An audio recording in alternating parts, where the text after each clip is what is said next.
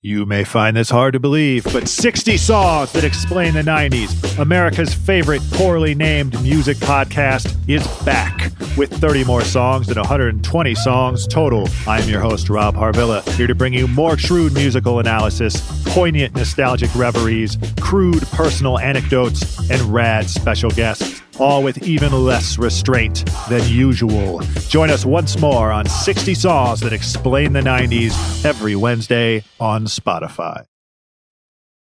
This episode is brought to you by Anytime Fitness. We may talk a whole lot about sports, but when it comes to keeping fit ourselves, there's definitely room for improvement. I hit this point early July. I was just like, I am not in good enough shape. I started trying to walk at least 15,000 steps a day, or hiking, or just anything to keep my legs moving. Now it's the end of 2023. I feel great.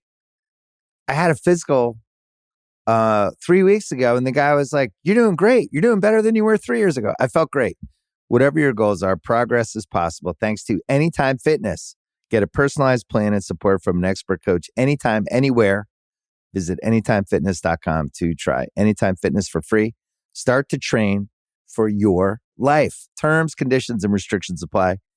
See website for details. This episode is brought to you by Atlassian. Atlassian software like Jira, Confluence, and Trello help power global collaboration for all teams so they can accomplish everything that's impossible alone. Because individually we're great, but together we're so much better. Learn how to unleash the potential of your team at Atlassian.com. Atlassian.com. Atlassian. Tap the banner or visit this episode's page to learn more. I need support staff to clear the room. Stand up and walk now. Hello and welcome to The Watch. My name is Chris Ryan. I am an editor at TheRinger.com, and joining me on the other line, wearing a Jimenez for President t-shirt, it's Andy Greenwald. It's not settled. It's not settled. It's in the courts, baby. What's up, man? Hey, so I just want to say what an amazing job you and Kaya did on the finale recap. I was so sad not to be a part of it as I Anthony Trollope my way across the continent. I gotta say though, I did try to call in. It's true. I was on the streets of Paris. I had been activated to kill Jason Bourne. I was really looking forward to bringing that spice level to the podcast, but technology, we did not get the new Lucas Matson update. So it was incredible. There was a moment when you appeared Paul Greengrass style, moments away from launching into either parkour or a brilliant analysis of the finale, but we lost you. Who knows which one? I'm sure at some point I will share my thoughts on the finale, but today is not that day because we have Jesse Armstrong on the podcast. He was incredibly gracious to give us about an hour of his time to talk about what Succession meant to him and also to break down a couple of very important moments from the finale. Andy, any other useful context people might want for this conversation? No, I think a couple things. This comes up in the interview, but just people should be reminded that Jesse also is a proud member of the Writers Guild. He is on strike, but the guild guidance has shifted a little bit. We had Josh Schwartz and Stephanie Savage on last week as well. The guidance now is that people, and I agree with this, should be free to promote their work, especially completed work that was completed before the strike. The ask is just not to engage the machinery of the state to do so, meaning like studio publicists or network publicists. So this, like our interview with Josh and Stephanie, we were very lucky to have it come directly from Jesse, from emailing with Jesse, who's been on with us, I think, after every finale of the show. So that was thrilling. And just as a point of order, does that mean that I get to start promoting my Callispatron spec scripts, or is that still kind of like under wraps? That's the spec script aspect. I think that you might be stepping on your future success, but is yours an origin story? Dawn of the Sleeper. Yeah. How did he get into that cave? We built the silo, man. Yeah, it's sort of like 127 hours meets Bumblebee. This is good stuff. We missed you on this podcast, Chris. You have a really good energy. No, it's awesome to talk to Jesse. I think that his perspective at this moment was also fascinating because he finished work on this, months ago, but he sort of had a couple days now to marinate in the positive reaction, which, at least judging from his body language, has created a feeling of some relief. I think he seemed very calm. And no, it's a pleasure to talk to him because, you know, one of the reasons that the show is so deep and so good is because not only are he and his other writers so good, but they think very deeply about all of it. Yeah, we won't, without any further ado, let's get into our conversation with Succession creator Jesse Armstrong. We were produced, as always, by upstart co-host of The Watch, Kaya McMullen, and we will be back on Monday, where I will be recording from Philadelphia, and then Thursday, reunited with my team back in Los Angeles. Do you look at Kaya now the way that Shiv looks at Tom? Like, is that That's a complicated question. Great point. There's a lot of shifting things in that. I guess I just mean, like, you know, you didn't see it coming. You didn't see it coming. Didn't. No, you guys did such it's a wonderful conversation. People can also listen to Bill and Sean on the Prestige TV podcast. I know we've got some more kind of Succession content coming from both The Watch and from Prestige TV podcast. Andy and I maybe we'll chat a little bit more about Succession when we're in the same continental United States, huh? Yeah, let's do it. But for now, let's just talk to the creator of the show about it. I feel like that's a much better look. So thank you again to Jesse for joining us, and let's get into it.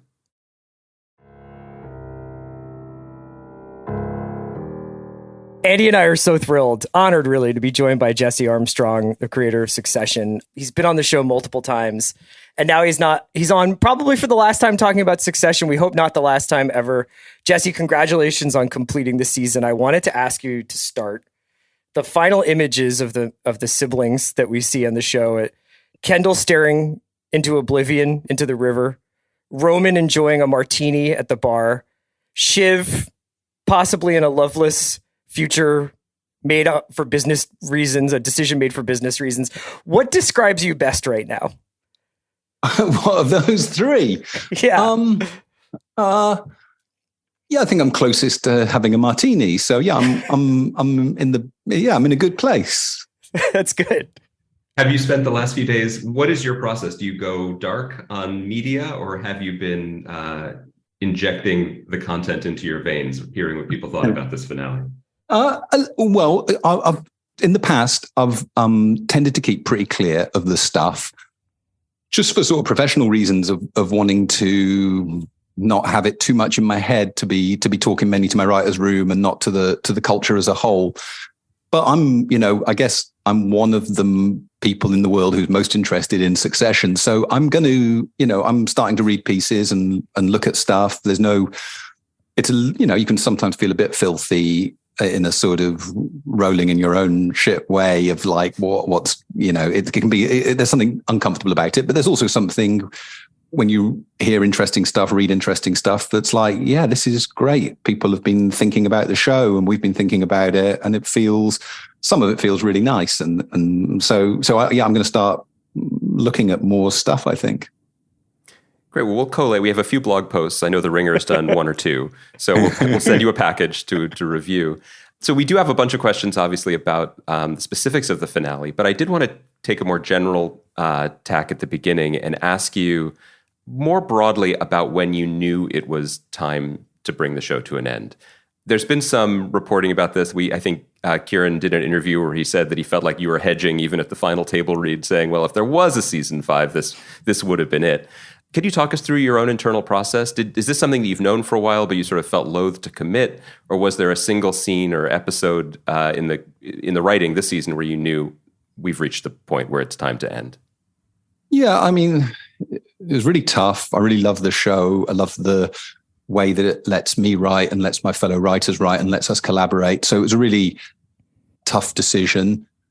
I was checking my sort of notebooks and my stuff, and it was actually, I started playing with season shapes when we were like in the edit of season 3. So a long time ago, and like looking at what 2 final seasons would look like and looking what 1 final season would look like. And even then, 2 or 3 years back, it was the shape of it that went a couple of episodes, one where Logan is at the helm kind of, and then he passes away.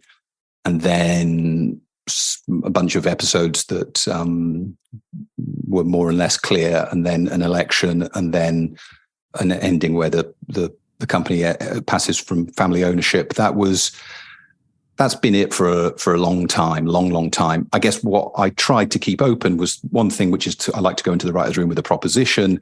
but not, it would be kind of a load of bullshit if I went in there and said, this is it. What would the writing room be for? So, and it's not that nothing ever changes in there. Lots changes in there. But I like to test the proposition. So it was a proposition rather than a decision. And for a number of reasons, it felt right to not close the process off with my other group of collaborators who are the actors and directors. So when we, I think I tried to signal, I don't know how successfully, that I thought this was the end from the beginning of the from the first time we gathered. And obviously, everyone knew that Logan died from pretty early. So I think that was another, pretty significant signal that we were getting near the end. So I tried to keep it open because I wanted to keep it open because I think it felt important. It just felt honest that I hadn't totally decided. If someone had managed to come up with some brilliant way that it carried on, I was kind of up for that. And maybe that's not completely useful to all my collaborators, but it was the truth. And so I knew, and I tried to communicate that, but it felt honest to also say, it's not over till it's over. Is that a useful answer? It is. Did someone come the closest to changing your mind? I remember when we were leaving the writing room on the last day, we were closing up and we had the season, broken. Lots changes once we start shooting. But I remember Will Tracy kind of going, after those first two episodes, it kind of could have been the kids versus Logan. The kids running Pierce, if they successfully bought it, and Logan running ATN, that would have been kind of a cool season. And as we were the door was kind of clicking, and I did have a kind of like, we've done a good 4 months. Maybe we should start again. So that, I think hopefully if it's a decent show, it has multiple different potential ways we could have written it. I don't wake up in the night and think, oh, fuck, we should have done a whole season of the kids against Logan. But it could have been fun. I do wonder, though, if this crossed your mind or if this is the sort of thing that is easier to do in hindsight or for critics to do. But I thought one of the things that felt boldest about the season was the clear evidence that you could have kept going, that there were more permutations, there were more versions of conflict between the characters that you've so brilliantly created. But ultimately, the fact that you could keep going was a bug, not a feature. Which, I mean, by that I mean that, like, being trapped on this sort of unfulfilling hamster wheel is the character's fate. And I feel like it would kind of diminish the impact of that if you chose a similar path on the creative side. Yeah, I wouldn't like us to be like a marathon runner crossing the finish line and collapsing. That would not be a cool way for us to end the show, with every narrative possibility squeezed from the toothpaste tube of possibility. So it was built in that, like when a death happens, there's a future where that death didn't happen, for maybe days or hours or years. And so it was important to me and us that there was a real feeling of a narrative direction that then is interrupted by this. He's in his mid-80s, so it's not such a surprising event, but deaths are still surprising when they come. So we wanted that interruption was very necessary from what we want to do creatively with that death. Jeremy did an interview with Vanity Fair where he was talking a bit, I think he described it, your worldview, as one where you don't think people change fundamentally, and that they, especially these characters, are sort of stuck in this cycle. And I was curious, sort of piggybacking on what Andy said, whether that cycle and whether that inability to change is another reason why the show needed to end. Because if you're not going to send Kendall out into the world of philanthropy, or if you're not going to sort of evolve these characters because of your sort of fundamental belief about who they are, does it wind up not limiting the way you write the show, but affecting the way you write the show? It's a good point. I'd say a couple of things. First of all, I do think change is possible. I don't think people are immutably who That's a relief for me to hear. We can change. People do change. I think it happens slowly. It happens incrementally, usually.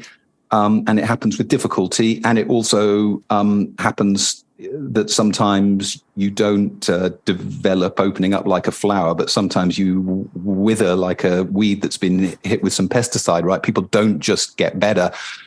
sometimes they get worse. And, the narrative structures we're mostly comfortable with is growth and burgeoning opportunities. And those can happen. I'm not like reductive. I don't have anything against a story about somebody who becomes other and gets better. But we don't see it that much in life, and especially in this sphere that we find ourselves in, with these people who are so trapped psychologically, orbiting this name, this power, this influence, this psychologically unattainable man who they both know is so damaging to them, but something inside them impels them to try and get closer to him again and again. So, so I do think change is possible. It's not evident much in these characters, but the circumstances around them change a lot. And so I think there is change. And I think sometimes people kid themselves a little bit about how much change they want. It's, if Michael Corleone starts working inside the mafia, is that a change? It's always latent in him. If he ran off and joined the circus, then that would be, I think we said this before, that would be a real change. Yeah. I don't think it would be, maybe it'd be an interesting movie. We might have found a good project, but the scope of change is small on a personal level. I think the washing machine of repetition that I was very eager not to get stuck in is actually the business one, because the moves that we could play on, there's the psychological track and there's the business, financial, media track. And in a way, I think I could keep on thinking about interesting psychological ways for these characters to interact, if not change, but be put into new circumstances to see different facets of them. I think at a certain point, it's about a media empire and what happens to it on a gross level, but that gross framework is really important to the motor of the show. And I didn't want to overplay those beats until you were starting to wonder, whether Kerry's brother would take over the company. Right. I mean, that was the incredible thing about the finale for me, was just that I felt like there are some series finales that you feel like end, like the show has come to its conclusion. You found out what happened to the people on Lost, or you see Don at the sort of new age retreat. But I felt like with Succession, it was like we were being dropped off at the station as viewers, and that it's entirely possible that Kendall calls Shiv 30 minutes after the show ends. Maybe not, but you leave it up to the viewers to sort of imagine where Roman goes after his martini, where Shiv and Tom go after that night. And it's got this kind of ellipsis rather than a hard stop, which is not so much a question as much as it's just, I really appreciated the way it ended. Good. Yeah. I don't know. Yeah. It feels more full stoppy to me than that. I think it's just what the limit of my almost comprehension or interest, or maybe I think the honest truth is it may be the limit of the world's interest in those characters. Like once that company is gone, once you're, a Disney, but Disney doesn't own Disney, you become a kind of curio in the elevated social world that these characters move in, rather than a powerful figure. And so maybe there is something reductive, but it's kind of like the world in the harshest version of that, kind of done with them. Like they've got their billions, but they're not actors anymore. Well, I thought that was actually one of the most powerful thoughts or emotions in that finale, is that everything dropped away and we saw what they were and we saw who we were watching the whole time. The circus, not the Corleone Brothers circus, which has been very successful for many years, but one of the lesser circuses has left town. And what I was struck by at the end was this sort of sense that, oh, maybe we had been watching the wrong program for 4 years. That in the end, these were never, Logan was right. These were not serious people. We were watching a show about broken children, and the business of Waystar, of the future of it, was always happening in rooms we weren't in. I remember talking, and maybe this came up in our last interview, that through large portions of season 3, it felt like Logan's story, where he was actually doing the work to keep the company alive, was off screen, along with his relationship with Carrie, along with the things that seemed to matter in the larger shareholder view of Waystar Royco. And just we were with these kids fighting over the broken Legos. And this finale disabused us of the idea that we were ever watching titans of industry. You know, this is that in many ways, once the framework went away, the psychological story, as you put it, was what you were telling, and it came to a close. Yeah, I think that's true. I think it was important for me to live in this certain duality that I knew what I thought would happen in the final episode, and it did. But I guess the only caveat I would have is that I don't think any of them would probably have been good at running the company, but it wouldn't be impossible. Like things that could happen. I think it would be not good, but I'm not sure that anyone can say this legacy media company. I personally really wanted to see what Roman did to cinema. Honestly, I mean, it was all out in front of us there. Caliste Patron had a lot of meat on the bone. I think this whole strike we're embroiled in would have been resolved by now due to his sensitivity towards the creative spirit and mind. I wouldn't like to see him in the negotiating room. I think, yeah. Or on the picket lines. He doesn't do well in large protests. I wonder, Jesse, that your perspective on the way that this finale was greeted in the build up to it, because one thing that I found surprising, not surprising, but I rubbed me the wrong way as a fan of the show, I think, was this sort of narrative that there were winners and losers. That who is going to win? Who's going to win this show? And it struck me as that, and I wondered, not to put words in your mouth, if this struck you as a very American sensibility, that we should be rooting for these titans of industry, or that someone could come out on top, and that this is not a poison chalice that they're struggling to inherit at the end of the day? No, I think it would be a bit disingenuous to write a show called Succession and have everyone wondering and talking about constantly who would take over, and then to profess like, oh, you shouldn't be interested in that. That's fair. I think you're right on a deeper level. If you were solely watching the show for that element, I think you'd find it not a very satisfying watch. It'd basically be a load of insults and who's going to win. And maybe it's enjoyable on that level. Similarly, I have a twin track on that. Like, I was interested in that. It had to feel right, and Tom felt right and intriguing and true to the world. But you're right in that isn't the ending. That I think if you think of what the ending of this show was, it wasn't like, oh, Tom was the best and Tom won. It was something more complicated than that, but I wouldn't dismiss that element of it. I was, interested to hear what people thought, and I wouldn't disdain anyone for their theories about who was going to win, because I can't help thinking about it that about shows. I just love the idea of you with your writers in London, kind of having Trojan horsed yourself successfully into this country's psyche, and wondering just what your perspective on that. On that was, especially during the writing of this last season. I found it very interesting that the person who quote unquote does win is the most American. He's dismissed as being provincial. Just 2 episodes earlier, he describes his job as a pain sponge who's just going to be up all night worrying, which kind of that's an American work ethic for good or ill. I wondered what that was like for you guys, to be an ocean away and to be right in the corporate boardroom of this kind of fucked up country. Yeah, well, there's a lot of Americans on the show, cast and writers, and so we're at least Anglo-American as in our perspective. It's a special relationship. It's true. That's very kind of you to say, and we'll all be very pleased over here. Yeah, I wouldn't want to be too disdainful. I'm not disdainful. I did American studies. I'm a sort of, I like America a lot. I like people and I like being there. I like New York City. I like a lot about America. And, if I had to sum up my feelings, I would probably be along the lines of Kendall when he's sort of incredibly gauche and says, all the different people living together, it's a nice idea. I think it is a nice idea. And it's still...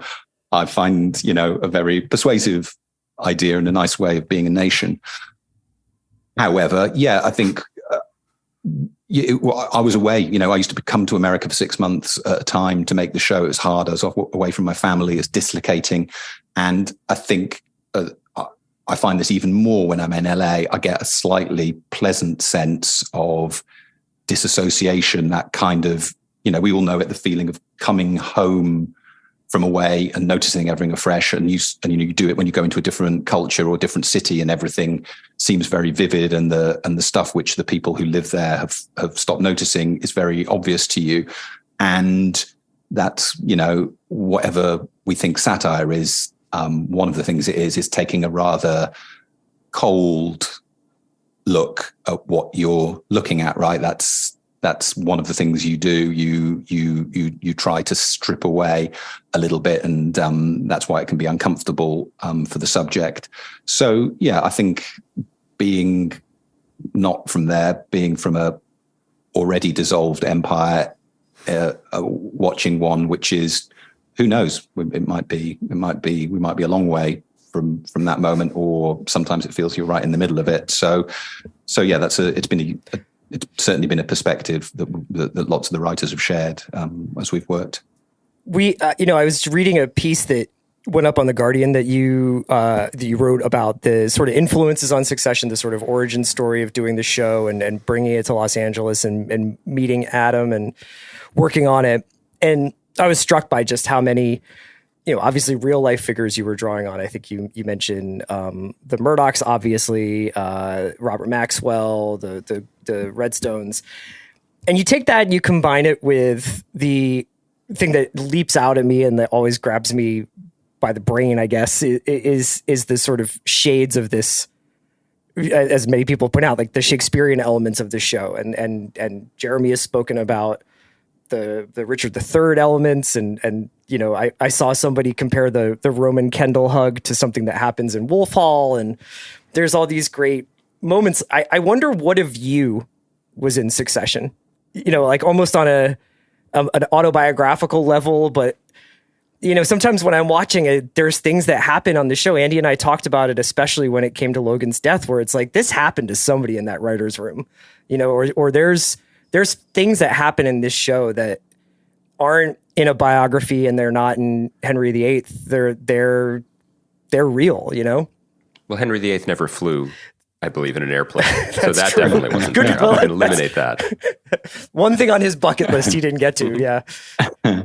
Yeah. I mean, I think the way I've occasionally thought about this, people have brought up that seem different from the characters in the show and stuff. I think there's a way in which it's anti-biography, and that I grew up not in London and not near power, not near money. And I'm personally, I like cordial relations, and I like warm familial relations in family and in work. And so in a way, you could say it's like a anti-biography. These are all the things which I find fascinating and which are not a part of my life.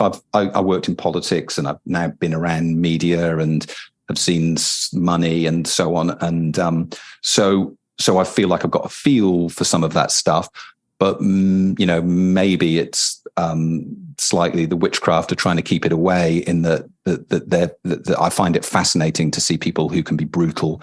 I value probably truth and trying to tell the truth very highly, and these are people for whom it's a contingent tactic.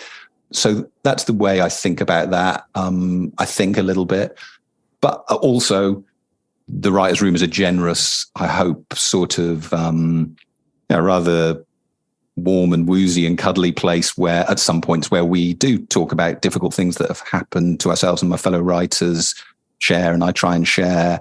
And so a lot of stuff gets put into the communal pool for us to draw on for those affecting moments.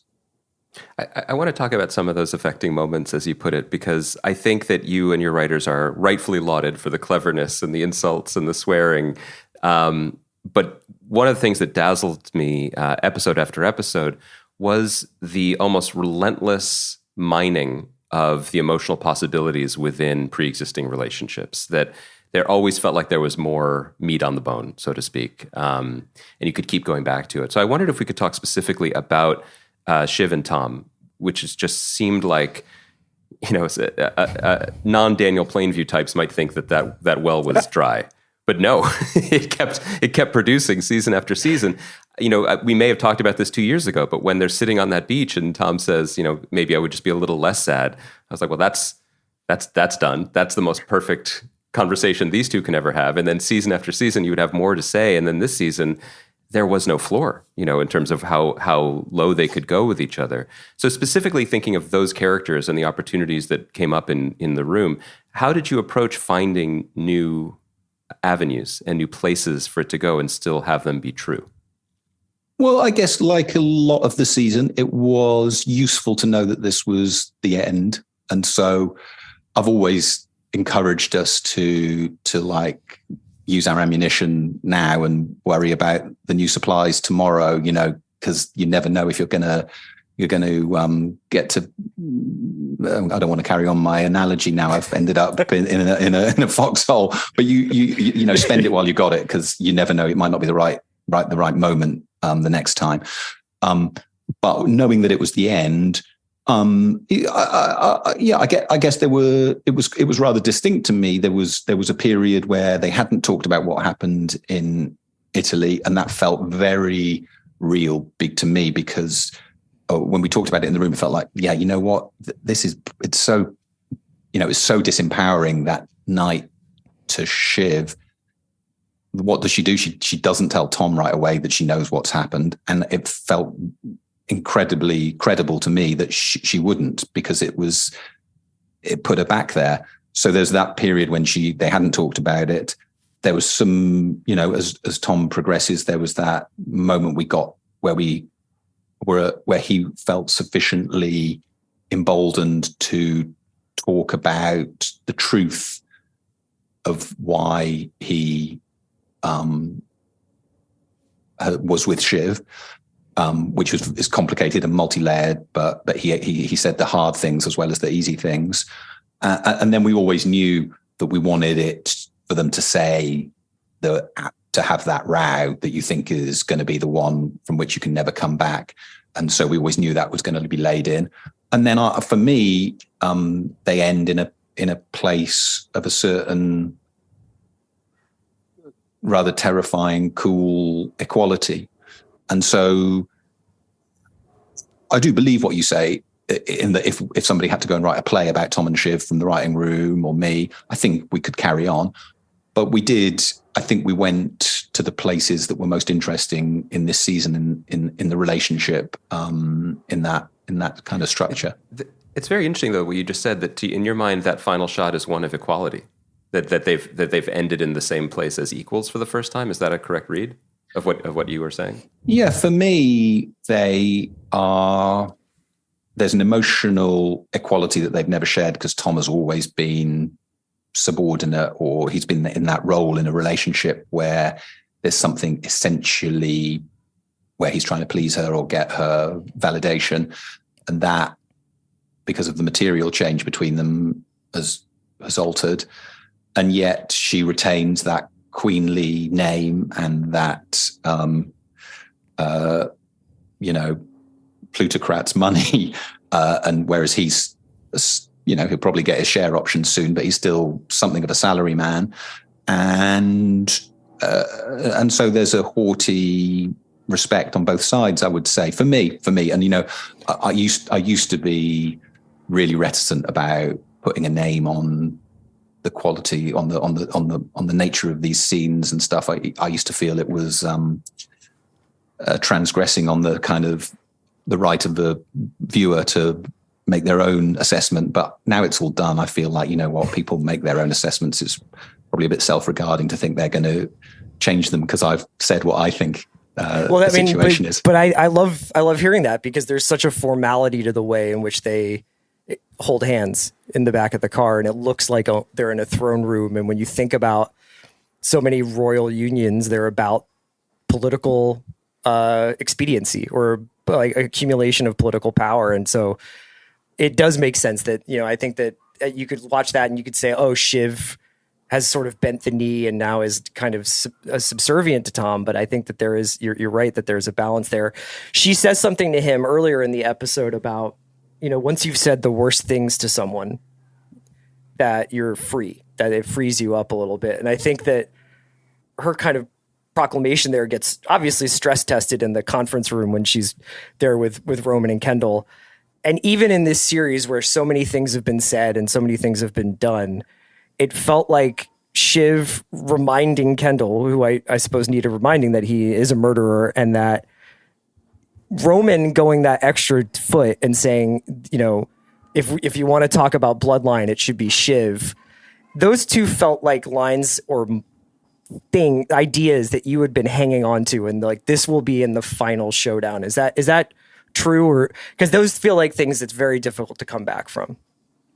Yeah, I got caught up thinking about what you were saying first. The only thing I would add to the Tom and Shiv thing is I don't think it's not like good equality. It's like, it's like 1984 USSR USA equality, right? It's mutually assured destruction. Like there's a bit in that I think Matthew has talked about in the stage directions about them being like bombs in transit, and I don't think it's like equality they can build on. It's that you know, you sometimes see in a political or showbiz marriage a rather frozen, terrifying, a stalemate. It's a so you're saying more exactly. of like a Sylvester Stallone, Dolph Lundgren kind of union, you know, at the end of Rocky. That's it. That's it. Did they end up holding hands? I don't remember the movie that well. It's the director's cut. I'll show it to you later. Yeah. But your second part of your question was about what they say in the conference room. Yeah. Because I would imagine you'd have to, there has to be. And you mentioned two bits. Which bits did you mention? It was Shiv reminding Kendall that he killed someone, and yes. Roman then making the comment about the sort of validity of the bloodline going through, yes. which is such a classical statement to make, but is yes. that Shiv has sort of more right to the throne because she'll have this natural child. Yeah, the first one was the one that was laid in that we kind of knew that if it was raised and Kendall, you know, from expediency tried to brush it away in what turns out to be rather a foolish way, some glue that stuck them together would come undone forever, and that would be the thing which means he you know that the argument is over at that point. They're not interested in listening to him because he's betrayed this thing that they seem to share that was quite deep. The bloodline, I didn't know was going to come up, I think even maybe until I was writing it, and then it suddenly kind of, it's one of those things that reared up. My fellow writers may countermand me and say that was not wrong, but I don't think that was on our little card for that scene. But it was like, oh yeah, that's in there. And, you know, there's been various times where his generation's rather brutal, reductive way of looking at things, and maybe, you know, more than his generation, that kind of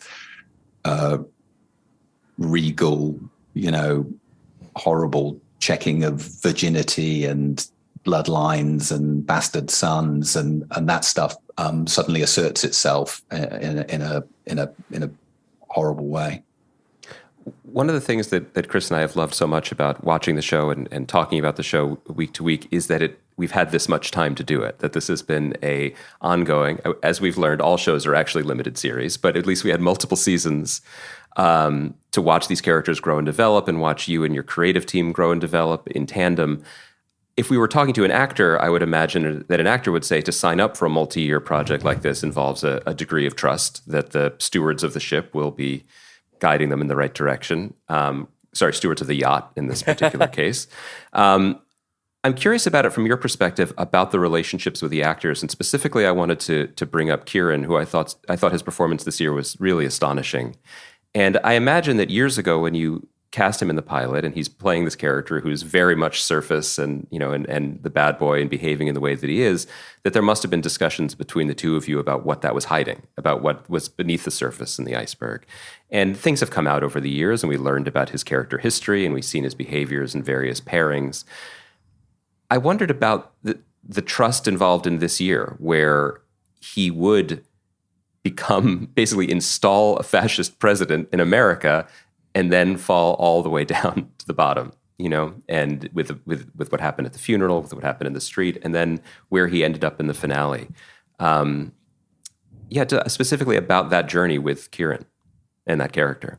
Yeah, it's a good question. And it's been wonderful to work with these actors over the years. And discover what they can do. And just, I've never hesitated for a moment writing a script thinking, will X person be able to get to this place? And sometimes with lots of words and sometimes with rather few words. And so that's an incredible luxury as a writer, to just know that you're dealing with a partner in an actor, and all these actors who can literally go anywhere. There are no limits on what they can do in terms of verbal dexterity, but also emotional capacity. And specifically with Kieran, with Brian, obviously, and with Matthew and Jeremy, Kieran and Sarah, I think I sketched out what I thought would happen to their characters in the season early on. I had a chat with each of them.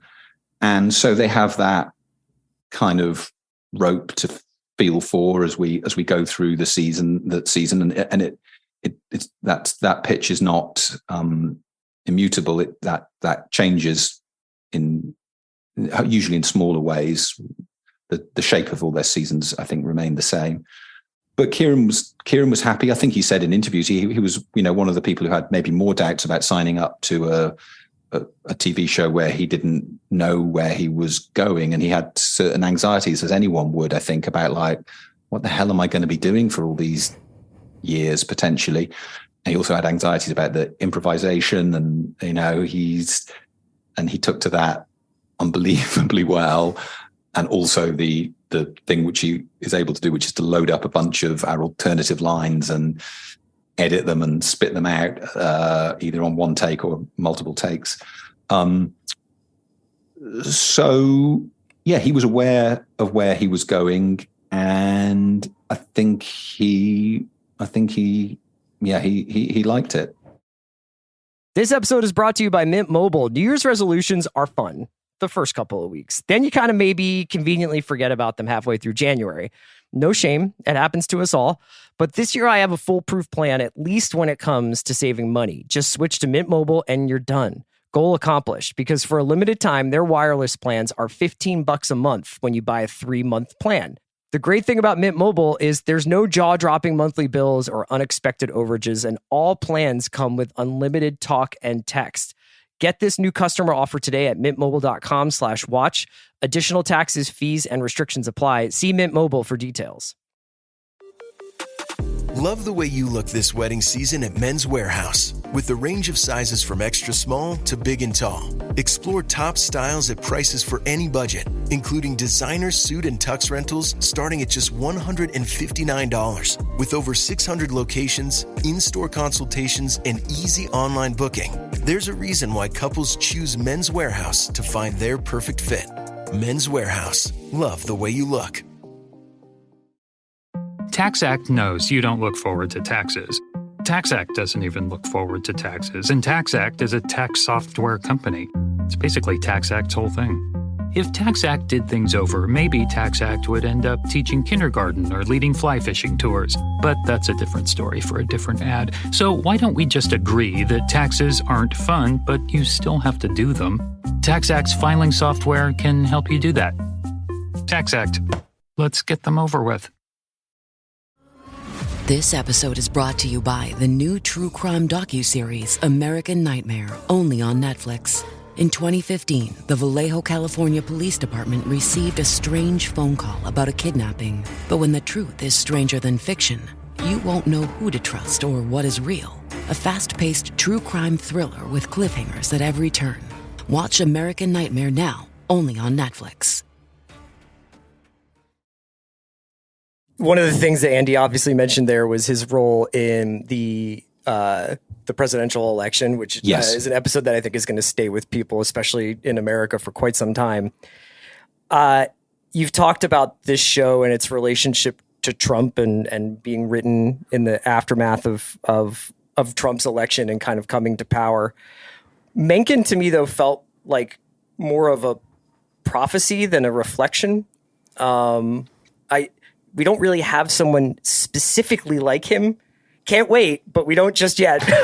Fingers crossed. Yeah. There's certain people that he reminds me of, but nobody quite like him Can you tell me a little bit about where he comes from for you, and how much of that is Justin Kirk specifically, and how much of it is, what was the inspiration, I guess, if that's the right word, for such a demon?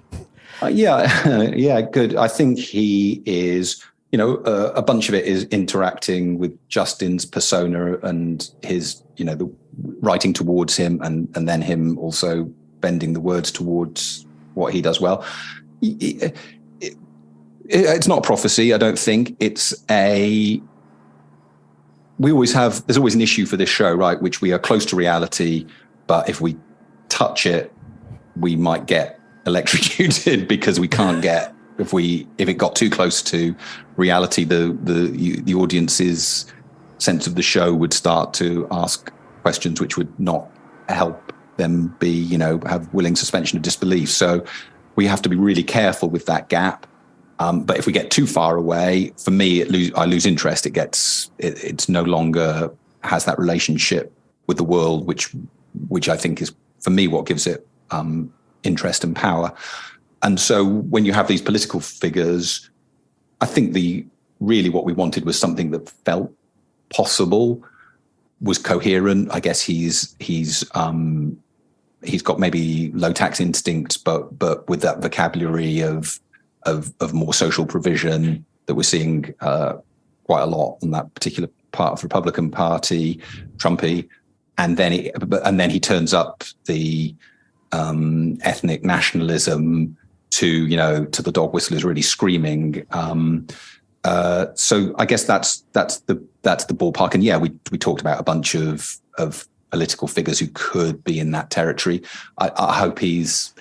What do I hope he is? I hope he's believable, but I hope he's not elected. Right. And yeah, the only other thing to say about that is I felt, especially as a British person, writing into this culture and trying to take it seriously, that it was important that we did not. For me, it was important that we didn't say who won. It's still in the courts, as it would be in such a situation, and I would have felt uncomfortable saying that either he won or he didn't. It just felt wrong to me, and somewhat, I guess, disrespectful to the gravity of the real moment, which is, it's sort of like climate change, right? You can forget how real the possibility of some people who don't believe in peaceful transfer of power, how close they are to winning in a national election in the US. It's like you keep on having to, I do keep on having to slap my head and think this could happen. And I guess it's so real and scary if it were to happen. I wanted to take us out of that arena in terms of our fiction. Just some patriots taking a stroll in Washington, D.C. on a winter day. I don't know what you're talking about. I wanted to just steer us to two specific scenes in the finale, if we could, that will linger for a while, and also really speak to something that was really brought home by the finale writ large, which was just that these three siblings really only make sense together, and their level of, the familiarity of their mutual abuse is probably the only constant that makes them feel safe in a terrible way. The first moment was when they are doing they didn't get the medals, but they were going through the house with the stickers. And they stumble upon this video of a dinner where they see a vision of their father that makes them quite emotional, and they feel very fondly to him. And I'm not sure if it's playing on their faces that this is very much an event they weren't invited to, and a side of him that they weren't able to see. I wondered if you could talk us through that process of giving us another glimpse of Logan, but also that specific glimpse with that group of people behaving in that way. Yeah, it was an instinct that such a thing might potentially be playing an event like that, where you're distributing or seeking to distribute the effects of a deceased person. And honestly, I thought it might be a bit saccharine, a bit lachrymose, and I thought, we'll have it playing in the background and we'll kind of see what happens. Once the actors started responding, I remember on the day, I think I was in tears. I think Mark Mylod was as well. We were in tears when they shot it in the first place. Partly it was the season wrap or show wrap for Brian and a bunch of other people, but also it was just very affecting. And then when seeing the kids react to it was even more affecting. So it suddenly became evident that, well, I guess it's something maybe, that there aren't a huge number of moments in the show where those billionaires seem like people one knows, but a lot of us have seen tape of loved ones who've gone, and it's a gut punch, and it's one that I guess it's pretty obvious what they're thinking as they watch. The second scene is, and I believe, and you correct me if I'm wrong about this, I've read that this was the last scene that you filmed, which is the siblings with the meal fit for a king, and the blender, and we heard Jeremy actually drank it, which tracks. I guess I just was curious your thoughts now that it's in the past of the particular dynamic between those three characters and the three actors, because there has been, I think, too much ink spilled, and we won't contribute to it, about people's varying acting styles and approach to the material. But our takeaway, I think, as we've talked about this season, is whatever was happening worked, because the dynamic between those three individuals was so compelling and so surprising. And yet it felt true, which is a strange thing to say about fictional characters, but there it was. And to see them at what could have been their happiest and what they could have been was really moving. And I guess I wondered about that on a character level and also on a personal level, being in that room with those actors playing those parts together for what may have been the last time. Yeah, it's very emotional. I mean, I don't want to go on about it too much. Everyone leaves different workspaces and people you won't see again for a while. It's not the grandest thing ever, but for us it was a big deal.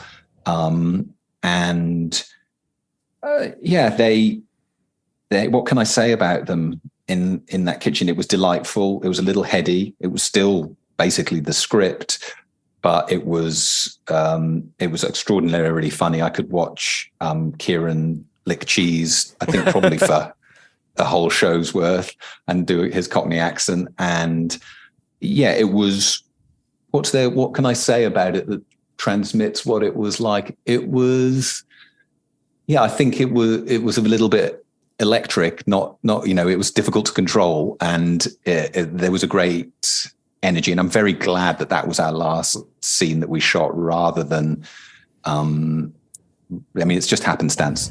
Maybe Christo and Mark Mylod arranged it to end on that high note. Probably they did, and I wasn't even aware. But it could have been another way. But it was very nice that in a certain way, in a kind of colleague-y way, that's where the show ended, rather it's a version of an ending. But it's interesting, I think, the way throughout our conversation today, and I think even in past years, you do refer to the electricity or the surprise, and there's some improvisational aspects to the show, and I feel like that's a little bit underrated, not just in the terms of Kieran can put new fucks into certain formulations and they work and they make it into the show, but that you had this incredible both trust in your cast and production team, but also almost luxury of letting it tell you something on the day. I feel like that's not necessarily the norm, particularly for shows that we often, that we laud and celebrate for the crisp writing. And, the fact that these three actors were so comfortable both in these parts that you created for them and in their internal their dynamic as the three of them, that you could just let it go and see where it took you. I think that's not remarked upon enough. I don't think that's common. No, and thank you. I think it's good. It comes from a bunch of places. I learned a bit with Armando on Thick of It and In the Loop and Veep. And we got it also from Adam McKay, who shot the pilot, and, works like that and infused us from the very first day. We got it from Mark Mylod, who is able to marshal a lot of different ideas from cast and writers and my fellow writers and myself about what we feel. And he, is like a global brain, being able to process it all and then turn it also into shootable, beautiful scenes. So there's all that going on as the backstory. And then, also it's worth saying there's this strike on right now. I'm on strike, and the whole WGA is, and we're on set. On that day, there's me, Tony, and Lucy, Preble, Tony Roach. We're on set, and we trust the actors implicitly, and they know their characters and they can do what they want. But then there's us three and Mark to talk to them. to make sure that it fits with the show, and the you know, if something could be, we could express something a little more cleanly or a little more messily, then we're there to change it, and sometimes the actors do that on their own, and sometimes we're there to help it, and sometimes we're just dead on script. But the fact that the actors know it's okay to go a different way, and sometimes I might say, oh, I really like that phrasing, let's hit that, but often I won't, is you know, it's a very good way to work for me with, and, you know, we've got a couple of cameras, so you can always, you know, well, the editors do a hell of a lot of work to make sure that we then can cut it together, because people aren't necessarily always standing in the same place when they do what they don't necessarily do twice in a row. I do think we will say this in our intro as well, and we probably should have said it earlier, that yes, members of the WGA are on strike right now, as you are, and you know, this whole interview was done without the mechanisms of the state that you were very kind to connect with us via electronic mail, and this is there are no Carolinas involved in the production. No, this is now apparently okay, as I think it should be, because I mean, there are few testaments to the importance of writers with the stature of Succession at this moment. So I'm glad to be able to talk to a writer during this strike. We don't want to take up too much more of your time, Jesse, but I did want to ask. Well, he's the on show's strike over. and finished his show. Yeah, you're done. Yeah, no. I'm going to be. If there's a podcast out, I'm going to be on there banging on about Succession till no one wants to hear about it anymore. You're going to be doing Succession conventions and stuff. It's I am. Great. I wanted to know what the end of this show means for you in terms of what you consume and what you're interested in about the world, and whether or not, now that you're done with the world of mergers and acquisitions and captains of industry and, you know, heirs to thrones, etc., do you get really into the Premier League again? Can you kind of wash this off of you, or are these things that you think will interest you, consume you, fascinate you in your professional and personal life going forward? Yeah, I mean, you should try. You know, there's nothing like writing a script to make you check out the transfers for your favorite soccer team. So yeah, no, that's kept pretty strong throughout. Yeah, there's a certain sort of shedding of skin of like, I won't necessarily read that whole piece about Shari Redstone or, you know, Comcast that's coming out, but probably I probably will, because I'm still interested in that world. The bit that is almost like there's something slightly hallucinatory about it. I'd encourage everyone to start reading the business pages a bit more closely, because once you've had your eyes opened to sound vaguely conspiracy theory, but it's like once you start looking at the ways that financial deals order the world, you can't stop looking at it. And, you know, I've been at HBO while AT&T bought it for like mid-80s billion dollars, and then it's sold to Discovery for mid-40s billion dollars, and it's not like quite like $40 billion disappeared, because the AT&T shareholders hold some of that stock, but it's also not completely not like $40 billion disappeared, and you know, people I've worked with lose their jobs, and they it's a bit like you know, one salary is a tragedy, 1,000 is a statistic. You see these extraordinary sums of money appear and disappear, and it's not like, you know, when you're stoned and 18 and you think none of this is real. They could just put different zeros on the end, and we could all be living in luxury. But it's very hard to comprehend how those decisions impact people's lives, and it's difficult to look away once you start looking at the movements of business which affect our lives. To be fair, $40 billion disappeared, but I think 11 other creators of Succession appeared in one of these transitions, right? So there is a trade-off. I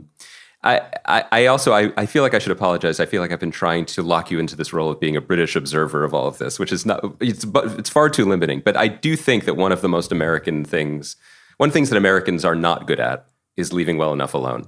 So I do feel like the decision to say, I've told my story and I'll have other opportunities and other stories to tell. I don't know if it's particularly British, but it feels foreign and it feels quite exciting, honestly. And I wonder if that is that specific to you, do you think? And because you have a restless creative mind and you're ready to do something else? Or is it partly connected to the fact that your career already has had so many twists and turns and time spent with different creative partnerships and relationships and different styles of shows across genres, et cetera, et cetera? Yeah, maybe there's something deep in like the TV or creative culture you grow up in. Obviously UK has not had as much money, and historically we've made these, single writer 6 episode runs of sitcoms and dramas at 6 or 8. And, if you've grown up working on a show which is 22, 23 or more in a season, that must get coded into your sense of what it's like to do a TV show at a certain level. And if you've grown up, thinking of Fawlty Towers and The Office, just, doing 2 or 3 seasons and that being enough, maybe that gets coded in. I think more, there's a lot of tough decisions to make in this show, cutting pieces of script I love, stories I love, rewriting things which are kind of already working, but I think need more, can be complicated, and losing material of brilliant actors doing brilliant stuff, which doesn't fit into your hour or into a compact story shape. So I feel like I've got inured to difficult decisions, and I think I've always honored what is best for this story, or what I think is best, and that's all I can do. And so once the idea had occurred to me that I thought that this was it, if that's like a little brain weevil you can't get rid of, because you can imagine trying to write another season when you're like, oh, this is the season we didn't really need to do, but it was so fun to hang out, and we're going to go to these couple of cool locations, which is something I've always also not wanted to influence our decisions. So yeah, it's I don't know, there may be a bunch of reasons why we've done maybe fewer than you might have expected, but runs are maybe getting a bit shorter overall, right? Also, you have this robust Succession convention circuit to start. Yeah, exactly. So you'll be hanging out. I'm stitching those costumes. The Conhead convention, it's got to happen soon. Like the Ortolan snack bar. I think it's going to be great. We could pitch you on this all day, but we probably shouldn't. Jesse, thank you so much for spending time with us. Thank you so much for this television program, which Andy and I adored and spent so much time talking about. But I think I speak for Andy when I say the great thing about this show is not just thinking about the show, but all the other things it made me think about, and it's really incredible to have something so stimulating, and you should be really proud. Thank you so much. I'm really glad you felt it's worthy of your time. And that's, it's all I wanted really, is something that is worthy of holding your interest. And so I'm that's kind. It was a joy. And please take all the time off you need, because we're on strike. But then when that's over, please come back. Please give us something new soon. Enjoy transfer rumors. Thank you so much. Thank you, gents. Thanks, it's a pleasure chatting with you. Cheers.